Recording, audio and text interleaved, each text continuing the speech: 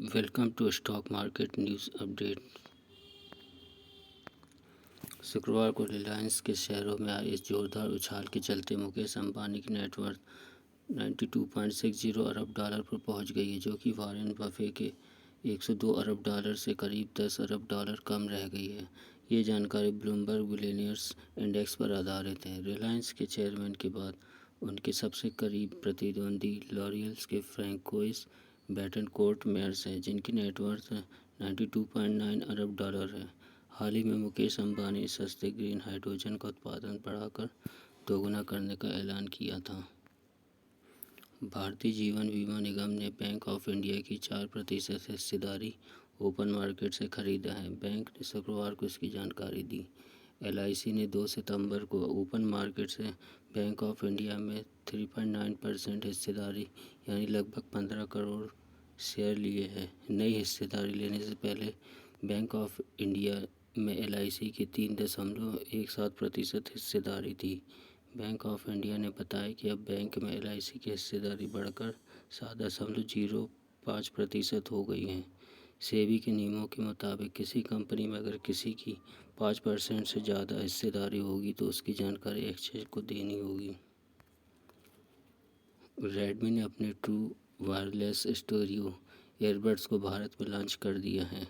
Company ने शुक्रवार को अपने नए ईयरबड्स रेडमी बड्स 3 प्रो को लॉन्च किया। यह ईयरबड्स क्वालकॉम चिपसेट के साथ आएंगे। नए ईयरबड्स की कीमत 2,999 रुपये रखी गई है। रेडमी ईयरबड्स 3 प्रो को रेडमी 10 प्राइम के साथ लॉन्च किया गया है।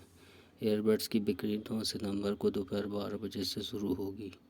रेडमी ईयरबड्स 3 प्रो को mi.com, Amazon India, MI home और दूसरे ऑफलाइन स्टोर से खरीद सकते हैं। मारुति सुजुकी ने मोटर जनरेटर को मुफ्त में बदलने के लिए Ciaz, Ertiga, Vitara, Brezza, S-cross और XL6 के पेट्रोल वेरिएंट की 1,81,754 गाड़ियों को वापस बुलाने की घोषणा की है। इन गाड़ियों का निर्माण 4 मई 2018 से 27 अक्टूबर 2020 के बीच किया गया है। प्रभावित पार्ट को बदलने का काम नवंबर 2021 के पहले सप्ताह से शुरू होगा। मारुति सुजुकी ने ग्राहकों से अनुरोध किया है कि वे जलभराव वाले इलाकों में गाड़ी चलाने से बचें और गाड़ियों में इलेक्ट्रिक या इलेक्ट्रॉनिक्स पार्ट्स पर सीधे पानी का छिड़काव न करें। भारत पिछले कुछ वर्षों से यात्रियों की सुविधा के लिए ट्रेनों और रेलवे स्टेशनों में वाईफाई उपलब्ध करा रही है, लेकिन देश के सभी रेलवे स्टेशनों पर वाईफाई कनेक्टिविटी की सुविधा देने के बाद सरकार ने इसे ड्रॉप कर दिया है। साल 2019 में पूर्व रेल मंत्री पीयूष गोयल ने घोषणा की थी कि केंद्र सरकार 4.5 साल में ट्रेनों के भीतर वाईफाई प्रदान करने की योजना बना रहा है, लेकिन इसमें कई चुनौतियां थी, जिसकी वजह से अब इसे रेलवे के प्रोजेक्ट से हटा दिए गए हैं। विदेशी पोर्टफोलियो निवेशकों ने अगस्त में भारतीय बाजारों में शुद्ध 16,459 करोड़ रुपए का निवेश किया। डिपॉजिटरी के आंकड़ों के अनुसार अगस्त महीने में FPI ने शेयरों में मात्र 2,082 करोड़ रुपए निवेश किए हैं। हालांकि इस दौरान बॉन्ड बाजार में उनका निवेश 14,376 करोड़ रुपए रहा। मौजूदा साल में ऋण या बॉन्ड बाजार में यह FPI के निवेश का सबसे ऊंचा आंकड़ा है। इससे पहले FPI ने जुलाई में भारतीय बाजारों से शुद्ध रूप से 7,273 करोड़ रुपए की निकासी की थी। देश की प्रमुख वाहन कंपनियां Maruti Suzuki India, Toyota, Kirloskar motor और महिंद्रा एंड महिंद्रा इस साल त्योहारी सीजन में अपनी बिक्री बेहतर रखने की उम्मीद कर रहे हैं। हालांकि चिप की कमी की वजह से वाहन कंपनियों के लिए स्थिति चुनौतीपूर्ण बनी हुई है और उनके लिए अपनी उत्पादन सारणी को पूरा करना मुश्किल हो रहा है। वाहन कंपनियों को अभी तक मजबूत मांग देखने को मिली है।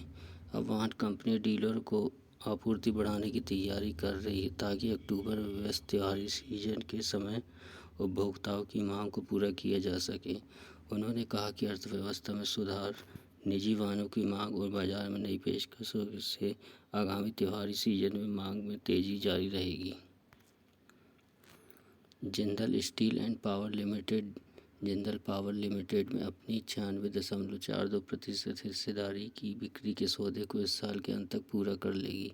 प्रवर्तकों के स्वामित्व वाली वर्ल्ड वन JPL में JSPL की हिस्सेदारी का अधिग्रहण 7,401 करोड़ रुपए में करेगी। JSPL के 97% से अधिक शेयरधारकों ने शुक्रवार को कंपनी की JPL में 96.42% हिस्सेदारी वर्ल्ड वन को बेचने के सौदे को मंजूरी दी। JPL का विनिवेश JSPL की भारत में इस्पात कारोबार पर ध्यान केंद्रित करने और कर्जमुक्त कंपनी बनाने की रणनीति का हिस्सा है। इससे कंपनी का कार्बन उत्सर्जन घटकर आधा रह जाएगा। सार्वजनिक क्षेत्र की कंपनी कोल इंडिया लिमिटेड की 39 कोयला खनन परियोजनाएं विलंब से चल रही है। हरित मंजूरियों में देरी, पुनर्वास और पुनर्स्थापन के मुद्दों की वजह से इन परियोजनाओं में देरी हो रही है। खनन परियोजनाओं में देरी का मुद्दा इसलिए महत्वपूर्ण हो जाता है क्योंकि देश के बिजली संयंत्र इस समय कोयले के भंडार में कमी की समस्या से जूझ रहे हैं। घरेलू कोयला उत्पादन में कोल इंडिया की हिस्सेदारी 80% से अधिक है। सार्वजनिक क्षेत्र की कंपनी वेबकास्ट का IPO अगले साल मार्च के अंत तक आ सकता है। निवेश एवं लोक संपत्ति प्रबंधन विभाग DIPAM ने IPO के जरिए वेबकास्ट में 25% हिस्सेदारी की बिक्री के लिए पंजीयक तथा विज्ञापन एजेंसी की नियुक्ति को फरवरी में निविदा निकाली थी। जल शक्ति मंत्रालय के तहत आने वाली वेबकास्ट जल, बिजली और बुनियादी ढांचा क्षेत्रों के लिए परामर्शक, इंजीनियरिंग, खरीद और निर्माण सेवा उपलब्ध कराती है। कंपनी अन्य देशों में भी अपनी सेवाएं देती है। सरकार ने 2021-22 में विनिवेश के जरिए 1.75 लाख करोड़ रुपए जुटाने का महत्वाकांक्षी लक्ष्य रखा है।